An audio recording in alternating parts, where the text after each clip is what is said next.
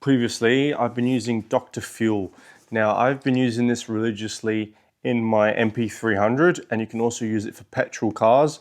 It is more towards common rail diesels to help their injection pumps and their high pressure injectors. This is really good for diesel. I would definitely recommend this for your Navaras or old Navaras as well. So I pretty much use 1 liter, 1 mil per liter I put in. So if I fill a full tank of MP300, that's about 60 mils. Every single time I put this in first, then I fill up, right? But with this vehicle, initially shock treat your system as follows. Initially shock treat your tank with 500 mils, maximum 100 liters prior to refilling. Ongoing treatment at 1 mil per 1 liter will maintain optimum cleanliness and powers. Vehicles with an excess of 100,000 should shock treat 2 or 3 tanks prior to maintenance treatment. Severe contamination may require several shock treatments. All right, so what this does, it will dissolve, disperse, and prevent the accumulation of gum wax, varnish, condensation, and fuel bugs from all petrol, diesel, and 2-stroke fuel. Fuel Doctor will stabilize stored fuel for up to 2 years and increase the pump and injector lubrication. So I've already done 1 shock treatment. I'm going to put 500 mils, which I think is pretty much the rest of this bottle, into this car. Then I have 20 liters of 98. But before I put the 98 in, I'm going to let it sit and idle for like 5-10 minutes just to see if it picks up any of this into the fuel. Now I know this has definitely gone into the injectors and the fuel lines now because I've already done 1 shock treatment, but I'm gonna let it sit, let it idle, and then I'm gonna put 98 in, and then I should be fine.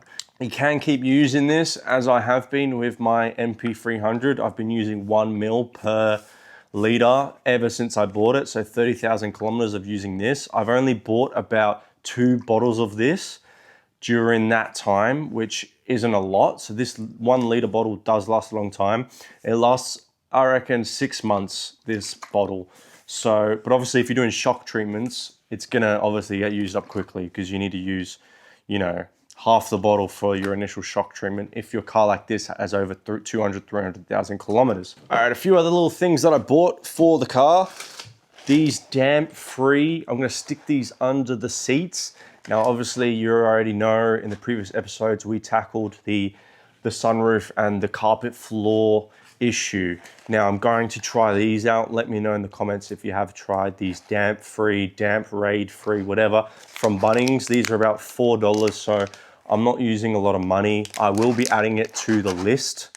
So I've got 2 of these. I'm gonna sit them under the front of the seats and leave them in there. So pretty much you stick this in, undo it, and bang. Leave it in there for a while and it should get rid of the odors and smells. Now, this car doesn't really have odors and smells, but I just wanna eliminate and neutralize the odors and smells inside the car from the mold and mildew that has been building up in the glove box, etc. Now, there is a really good company called DampRid, which I do want to try at some point, but it is quite expensive to get it in Australia. It's a USA company and it's basically a gas and it neutralizes the air, and you basically hotbox your car with this gas from this chemical reaction. I haven't read too much into it, but DampRid I'm definitely gonna wanna look into.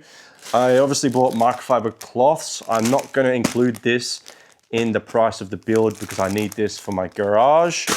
As well, I got some turtle wax fresh clean. I'm not gonna include this because I use this for my other cars. And then I also got carpet floor mats. These were $10 or 12 bucks or something from Bunnings. Bunnings has a really good selection of stuff nowadays, so I just got those to protect the carpet floor. So let's go ahead and chuck the carpet floors in. Let's go ahead and chuck the DampRids in, and boom, let's go.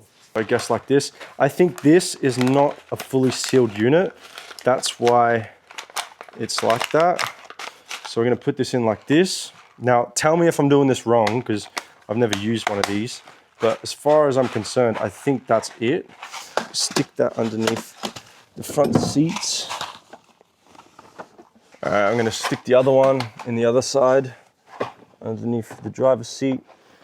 There's an air vent there, which will probably help as well. I'll have it on recirculation now.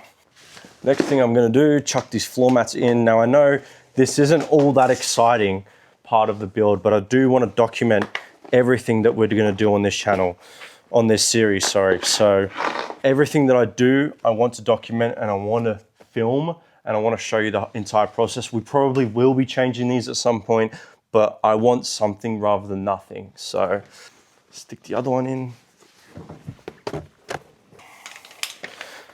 So as I said, like, you know, I want to be legit with this build. I don't want to bullshit and I don't want to, you know, chuck money where it's not necessary. So like things like this we can cheap out on, you know what I mean?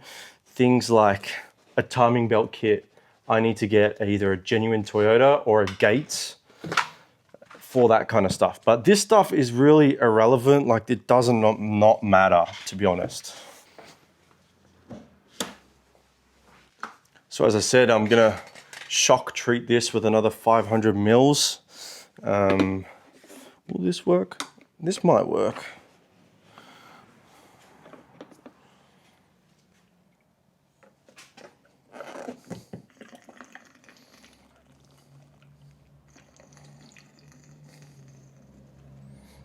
So that's 500 mils of the DoctorFuel in. So overall I've put 1 liter of this stuff in over the last 4 or 5 drives that I've done. I'm now going to obviously clean all that and I'm going to let the car sit and idle for about 5-10 minutes just to let it circulate. I don't know if you need to do that, but I'm going to do that. Now after that's done, I'm going to fill it up with 98 20 liters and then we should be good. I don't know whether I'll keep topping it up with DoctorFuel or not. We'll just monitor the situation and see how it goes. All right, so the car's been idling 5-10 minutes. Probably should go for a drive, but I'm pretty happy that the fuel has gone in there now. I can finally pressure in the fuel system, that's a good sign. I'm gonna put the 98 in now, and now I shouldn't really have to shock treat the system anymore. At this point, I've put over 1 liter of DoctorFuel in when it's running on empty, nearly on empty, so that's sort of the idea behind the DoctorFuel. I have been using it. I use it in my D22. I've used it in my D23. Now I'm using it in my Lexus. So pretty happy with the results that I've seen in the past. Whether or not you think it's bullshit or not, I wouldn't buy any other brand apart from the DoctorFuel because that's just how I roll. That's what I stand by. I have also put the floor mats in. I've put the damp-free canisters underneath the both front seats. I ran it on recirculation without the cabin filter, which I'm going to get tomorrow. And I've also put an air freshener inside the vehicle. I've just put fuel all over the car. So I'm going to put the 98 in now, and then tomorrow I'll go for a drive. And tomorrow, hopefully, we're at a stage where we have a new sunroof, new front Brembo brakes, and new front brake pads.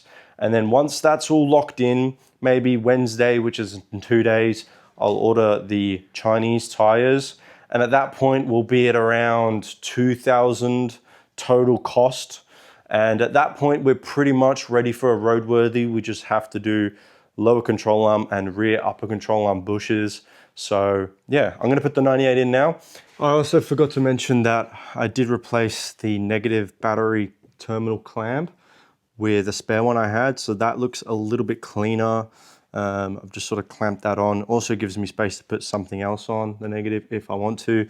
I do probably need to do the positive as well at some point, but we'll cross that road when we get to it. I also did do a throttle body clean. This entails taking out the air filter and spraying some aerosol cleaner solvent sort of thing into the intake manifold directly through the throttle body, and you sort of rev the car, lots of carbon buildup comes out, and it does restore a lot of performance, but it's not all that it sounds to be. You know, when you go to a dealership, throttle body clean is going to give you, 5 extra liters per 100. It's probably not going to do 0.1, but it's a certain thing you can do on a regular basis to try and help the engine out.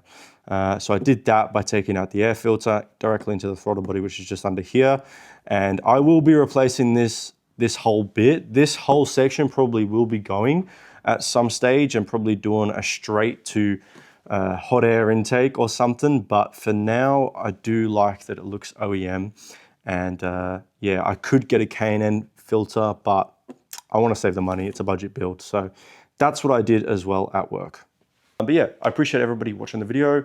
Hit the like and subscribe, comment down below what else I'm overlooking, because I need your guys' help on this one. Peace.